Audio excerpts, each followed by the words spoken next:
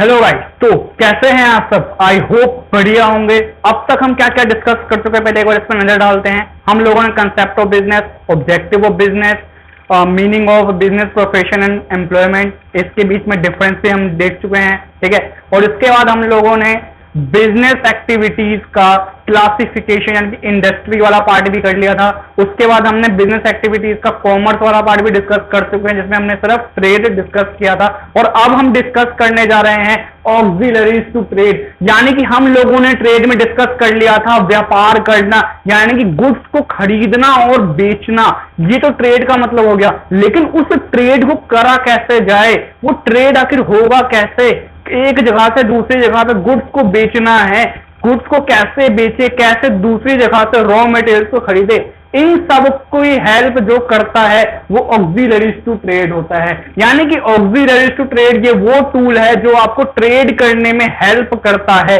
ये कॉमर्स का ही एक पार्ट है, ट्रेड और ऑक्सिलरीज टू ट्रेड, दो पार्ट है। ट्रेड की हेल्प करने वाला ऑक्सिलरीज टू ट्रेड, ठीक है। अब जरा इसके डेफिनेशन में नजर डालते हैं, फिर इसके बारे में हम जरा इसके पार्ट भी देखेंगे।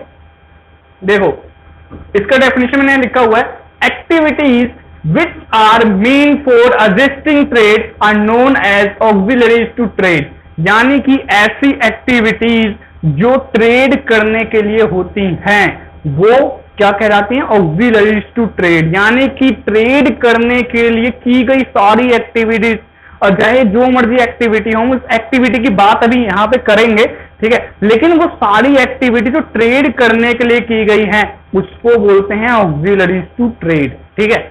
फिर बात हो गई भाई, ये जो ट्रेड है ये इंटीग्रल पार्ट है किसका, कॉमर्स, यानी कॉमर्स का इन पर्टिकुलर, यानी कि एक पर्टिकुलर वे में ये कॉमर्स का इंटीग्रल पार्ट है, कॉमर्स का एक छोटा सा पार्ट है। लेकिन ये साथ में कॉमर्स में तो है ही है कि भाई ट्रेड की हेल्प करता है, लेकिन इसके अलावा भी ये जो हमने इंडस्ट्री वाला पार्ट किया था उसकी भी ये हेल्प करता है।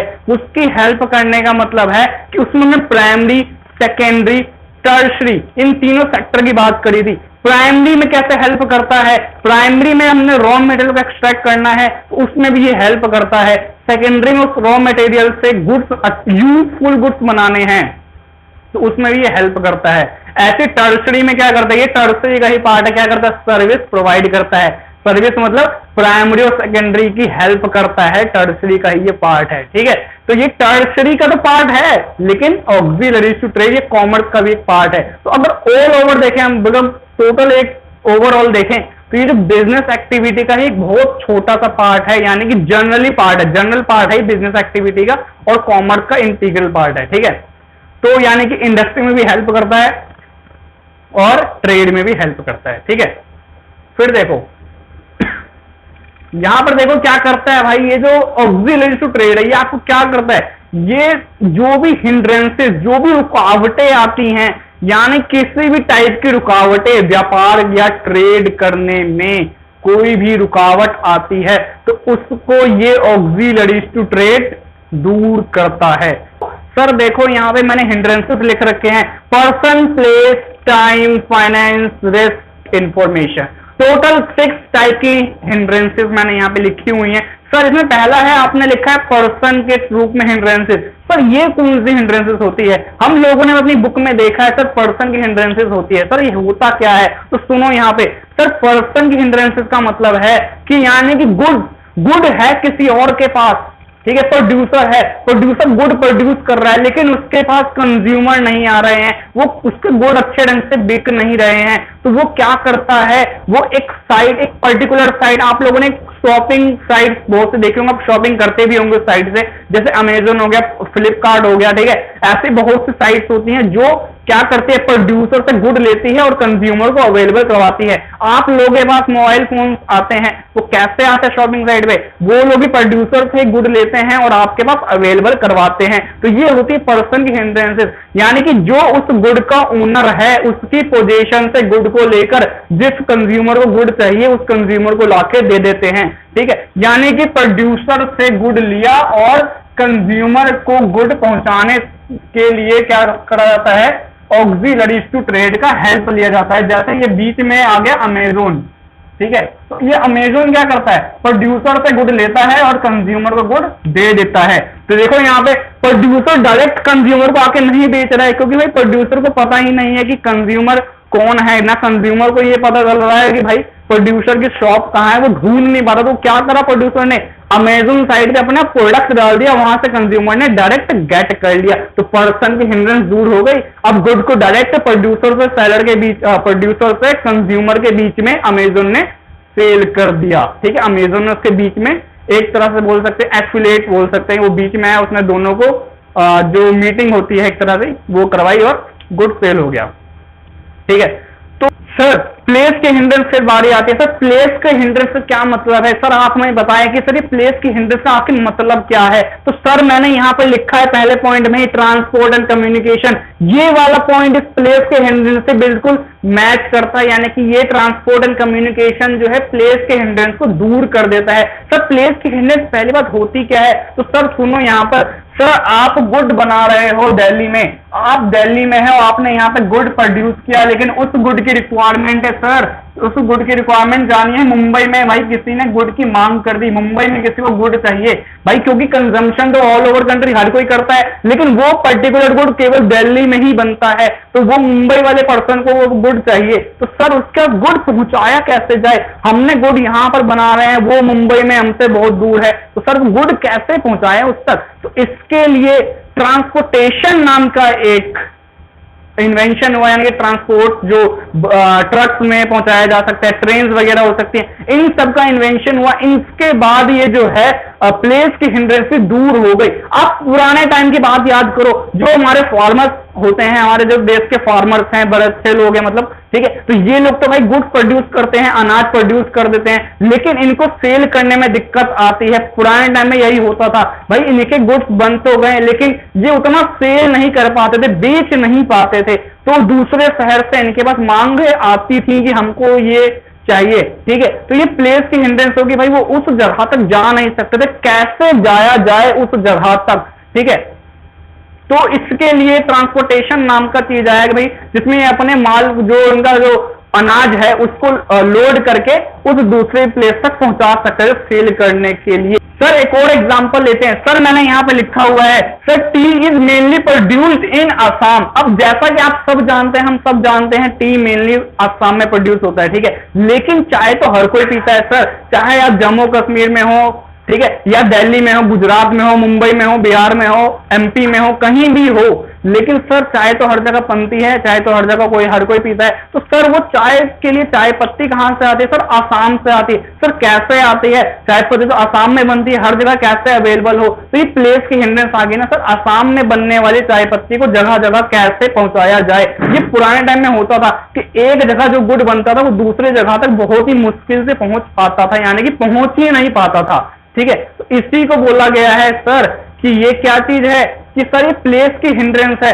तो ये जो जब से ट्रांसपोर्टेशन यानी कि ट्रक वगैरह और ट्रेन वगैरह आई, तो इनके अंदर जो है गुड्स को लोड करके एक जगह से दूसरी जगह भेजा जाने लगा, असम से दिल्ली और असम से दूसरी जगहों पर भी, ठीक है, असम से एमपी हो गया, असम से गुजरात, असम से मुंबई, इन जगहों पर भी चाय पत्ती को ट्रकों में लोड करके भेजा जाने लगा, और भी बहुत से जो उनकी ट्रांसपोर्टेशन फैसिलिटी होती है उनके अंदर लोड करके भेजा जाने लगा। तो ये था सर हमारा ट्रांसपोर्टेशन एंड कम्युनिकेशन। सर आपने कम्युनिकेशन बताया ही नहीं, तो यहां पर सुनो, प्रोड्यूसर कंज्यूमर के बीच में जो बातचीत होती है, जिसके थ्रू वो एक दूसरे से मतलब कि डील कर पाते हैं कि सर हमको ये वाला गुड चाहिए, ये हमको इतने क्वांटिटी में चाहिए, तो सर उसी के लिए उसी की बातचीत के लिए जो कम्युनिकेशन नाम का एक वर्ड है, ये कम्युनिकेशन करवाता है प्रोड्यूसर और कंज्यूमर के बीच में, जिसमें डीलिंग कर सकते हैं वो एक दूसरे से, ठीक है। तो ये कम्युनिकेशन क्या करता है, प्लेस की हिंड्रेंस को ये भी दूर कर देता है कि भाई दिल्ली में बैठा वो बंदा अमेरिका में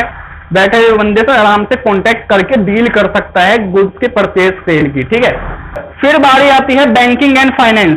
सर बैंकिंग एंड फाइनेंस का क्या मतलब है सर, अब यहां पर मैं रीड करूंगा, आप यहां पर देखना, business activities can not be undertaken unless funds are available for acquiring assets, purchasing raw materials and meeting other expenses। यानी कि भाई आप बिजनेस एक्टिविटी कर रहे हो, आपको पैसों की जरूरत पड़ेगी, बिना फंड के आप बिजनेस एक्टिविटी नहीं कर सकते हैं, क्योंकि बिजनेस एक्टिविटी करने के लिए आपको फंड जरूरत चाहिए, सर फंड किस चीज में चाहिए ये तो आप बताओ।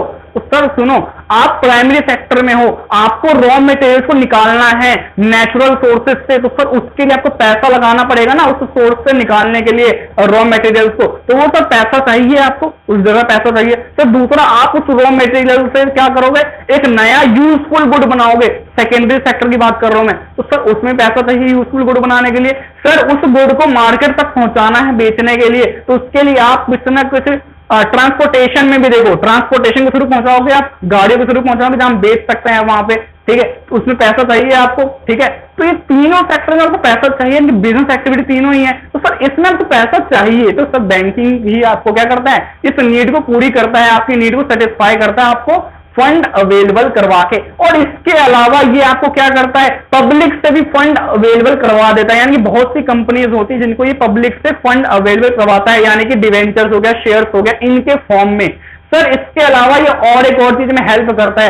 सर आप दिल्ली में बैठे हो, आपने यहां से गुड भेजा, मुंबई तक आपने गुड भेजा ट्रक में लोड करके, लेकिन आपके पास जो बैलेंस अभी तक आया नहीं, पेमेंट आई नहीं, तो आप बैंक के थ्रू आपको पेमेंट मिल जाता है। वो कैसे मिलता है सर? सर मुंबई में जो पर्सन जो कंज्यूमर है वो बैंक में जो है चेक डिपॉजिट करता है, वो आपके अकाउंट में सीधा यहाँ पे आके क्रेडिट हो जाता है। यानी कि मीन्स कहने का मतलब क्या है कि जैसे आप लोग पैसा ट्रांसफर करते हैं, तो आपने यहाँ पैसा डाला अकाउंट में और वहां आपके जहां पहुंचना है यानी कि किसी दूसरे स्टेट में वहां पहुंच जाता है। ठीक वैसा ही होता है कि मुंबई में बैठा हुआ कंज्यूमर वहां पे अमाउंट डिपॉजिट करता है, ठीक है, और यहाँ आपके पास पहुंच जाता है। इसके अलावा ये बिल्स को डिस्काउंट करने में भी हेल्प करता है ट्रेडर्स को, यानी कि कोई बिल यानी कि उधार में सामान बेचा है उसको भी ये क्या करता है, बैंक बिल को डिस्काउंट करने में हेल्प करता है ट्रेडर्स की, ठीक है। तो ये बहुत सी चीजें जो बैंकिंग सेक्टर ने बहुत आसान कर दिया है लोगों के लिए, भाई आसानी से वो अपना ट्रेड कर सकते हैं, यानी कोई टेंशन लेने की जरूरत नहीं है उनको, ठीक है।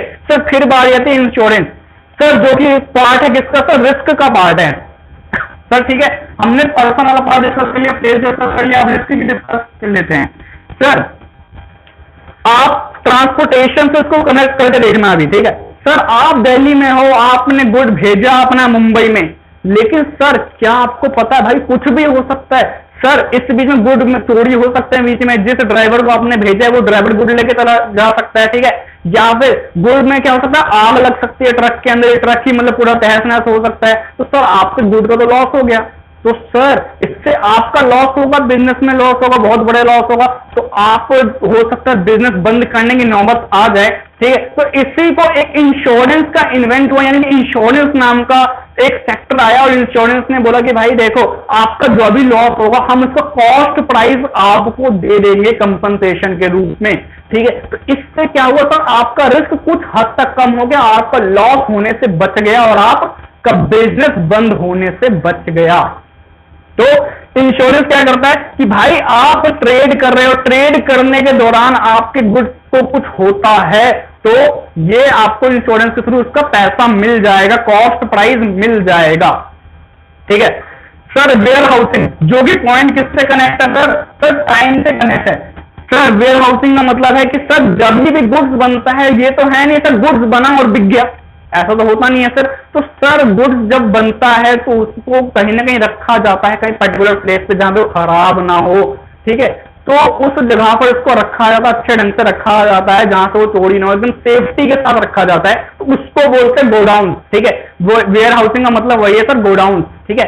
तो जैसे आप जाते हो शॉप पर, तो आप लोगों ने देखा होगा, किसी भी शॉप पर जाते होगे तो भाई आप बोलोगे तो मेरे को ये वाला गुड चाहिए, मान लो उसके शॉप में नहीं है तो क्या करेगा, आप अपनी गोडाउन से मंगवा के देगा, ठीक है। तो ये होता है वो पहले से स्टोर करके रखते हैं कि जब भी डिमांड आएगी हम वहां से लेके इनको दे देंगे, यानी कि गोडाउन से लाएंगे और इनको दे देंगे यानी कि कंज्यूमर को, ठीक है। सर ऐसे ही टाइम का क्या मतलब है, सर टाइम का मतलब है कि सर आपने आज अभी डिमांड करी, ठीक है, लेकिन गुड अवेलेबल नहीं है दुकानदार के पास, तो भाई उसको फिर कहीं अपने जो जिससे मंगवाता है सप्लायर से उससे मंगवाना पड़ेगा, ठीक है। तो ये हो गया कि सर उसको बहुत टाइम लग जाएगा, ये टाइम की हिंड्रेंस आ गई, मतलब आपको आज गुड चाहिए लेकिन गुड आपको 10 दिन बाद मिल रहा है, ये टाइम की हिंड्रेंस आ गई, ठीक है। प्रोड्यूसर कंज्यूमर के बीच में दिक्कत हो जाएगी फिर, ठीक है, बातचीत खराब होगी फिर। तो इसीलिए वेयर हाउसिंग ने क्या करा, प्रोड्यूसर को इतना लायक बना दिया, भाई क्या कर सकता है, गुड को पहले ही मंगवा के अपने स्टोर्स में यानी कि जो गोडाउन है वहां पर वो स्टोर कर सकता है ताकि कंज्यूमर जब आए उसी टाइम उसको गुड दे दिया जाए। ये वेयर हाउसिंग का कंसेप्ट है कि भाई वेयर हाउसिंग क्या करता है, आपको गुड एनी टाइम अवेलेबल करवा देता है। ठीक है सर, मैंने यहां लिखा है goods are not sold or consumed immediately after production, they are held in stock to more than available as and when required, जब भी जरूरत पड़ेगी तब गुड दे दिया जाएगा। ठीक है, तो सर फिर बारी आती है एडवर्टाइजिंग। सर एडवर्टाइजिंग का जो पॉइंट है ना सर, आप इसको इंफॉर्मेशन से कनेक्ट करो। सर ये जो इंफॉर्मेशन है आप लोगों को कैसे पता लगता है, जैसे आप लोग अभी 11th में है, आप लोगों ने कोचिंग अपनी लगाई होगी अपने घर के आसपास या जो बहुत बड़े बड़े कोचिंग सेंटर है, तो आपको कैसे पता लगा उसके बारे में, आप लोगों ने कहीं ना कहीं कुछ पढ़ा होगा या किसी ने आपको उसके बारे में बताया होगा। ठीक है, तो ये क्या होता है कि आपको किसी के बारे में इंफॉर्मेशन मिली ना कि हाँ वो कोचिंग अच्छा है, मेरे को उस कोचिंग में जाना चाहिए, किसी ने आपको बताया होगा, आपने उनके पर्चे देखे होंगे, उसमें उन्होंने लिखा होगा ये क्लास को हम इतना फीस लेते हैं, ये क्लास के इतने सब्जेक्ट हम पढ़ाते हैं, तो ये तो आपने देखा होगा। सर इसी को बोलते हैं इंफॉर्मेशन गेट करना। और इंफॉर्मेशन किसी तक कैसे पहुंची, सर आप तक इंफॉर्मेशन कैसे पहुंची, उन्होंने क्या करा सर, एडवर्टाइजिंग करी आप तक इंफॉर्मेशन पहुंचाने के लिए कि सर हम लोग ये चीज पढ़ाते हैं, आप हमारे यहाँ पे आइए, पढ़िए और अपने अच्छे मार्क्स गेट करिए। जैसे मैं आपको बताता हूँ सर, आप मेरे चैनल पर आएंगे तो आप लोगों को अपने एग्जाम के अंदर फुल मार्क्स लाने से कोई नहीं रोक सकता है, क्योंकि मैं आपको यहाँ पर एक एक चीज बिल्कुल पॉइंट टू पॉइंट बताता हूँ। तो ये हो गया सर एडवर्टाइजिंग होगी एक तरह से कि आप लोगों को इंफॉर्मेशन पहुंच रही है। जैसे अब गुड का केस ले लेते हैं, ये तो हमने ले लिया कि भाई एडवर्टाइजिंग ऐसा होता है। सर आप गुड यानी कि कोई न्यू प्रोडक्ट लॉन्च होता है मार्केट के अंदर, जैसे अभी कोरोना का काल चल रहा है तो एक न्यू दवाई निकली है इसकी, ठीक है, उसका आप लोगों ने देखा होगा न्यूज के अंदर, तो आप लोगों को इन्फॉर्मेशन मिली दवाई निकली कोरोना वायरस की, तो ये भी क्या है सर, आप लोगों तक इन्फॉर्मेशन पहुंची। तो सर प्रोड्यूसर से कंज्यूमर तक एक मतलब कि इंफॉर्मेशन देने के, प्रोड्यूसर क्या करता है, कंज्यूमर को इंफॉर्मेशन देने के लिए किसका सहारा लेता है, प्रोड्यूसर कह रहा है कि भाई मुझे इंफॉर्मेशन देनी, कंज्यूमर को मैं सहारा लूंगा किसका, सर एडवर्टाइजिंग का सहारा लूंगा। यानी कि एडवर्टाइजिंग के जरिए कंज्यूमर तक इंफॉर्मेशन पहुंचाई जाती है। ठीक है सर, फिल्में आप देखते हैं, सर फिल्मों के आपको ट्रेलर देखने को मिलते हैं सबसे पहले, तो सर वो ट्रेलर आप तक आपको कैसे पता लगा भाई ये न्यू मूवी आने वाली है, इस एक्टर की ये वाली मूवी आने वाली है, वो आप टीवी पर उसके बारे में ट्रेलर देखते हैं, तो सर वो भी क्या है, आपके उसको इन्फॉर्मेशन पहुंचा रहे हैं, तो सर वो क्या है सर एडवर्टाइजिंग। ऐसे ही न्यू प्रोडक्ट जब लॉन्च होता है तो उसको कंज्यूमर तक इन्फॉर्मेशन पहुंचाई जाती है, उसी को बोलते हैं सर एडवर्टाइजिंग। ठीक है, तो सर ये था हमारा ऑक्सिलरीज टू ट्रेड। तो हमने पूरा कंसेप्ट आप डिस्कस कर चुके हैं ऑक्सिलरीज टू ट्रेड के बारे में। और अगर आप लोगों को वीडियो भाई पसंद आई है तो भी लाइक करो, शेयर करो, कमेंट करो, सब्सक्राइब करो और बेल आइकन को जरूर दबाओ ताकि आपको फ्यूचर में नोटिफिकेशन मिल सके न्यू वीडियोस की, ताकि आप लोगों को एग्जाम में अच्छे मार्क्स लाने से कोई ना रोक सके।